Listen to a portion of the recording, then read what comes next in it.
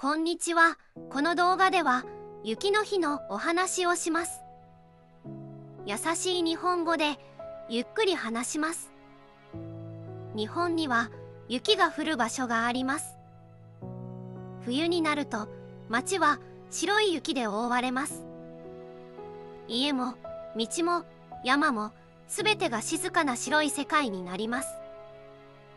子供は雪が大好きです。今日は外で雪遊びをします。外に出るときは手袋とマフラーをつけます。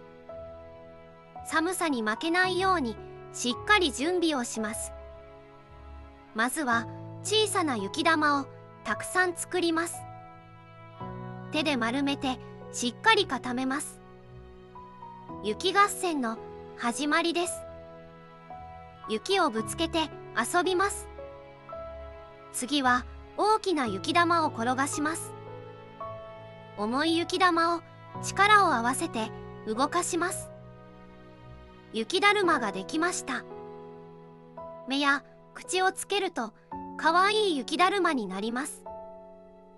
今度は雪をたくさん集めて山を作ります。中を掘ってかくらの完成です。かくらの中はとても暖かいです。たくさん遊んだ後は家に帰ります。ストーブの前で冷たくなった手をゆっくり温めます。大人は朝から雪かきをします。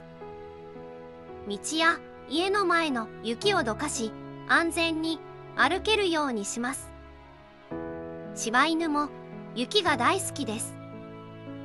雪の野原を元気いっぱい走り回ります。雪山にはキツネやウサギも暮らしています。雪の上に足跡を見つけることもあります。日本の山にはスキー場がたくさんあります。冬は人でいっぱいです。スキーは大人に人気の冬のスポーツです。ゆっくり景色を楽しみながら雪の上を滑ります。若い人にはスノーボードが人気です。かっこよく速く滑ります。子供はそり遊びが好きです。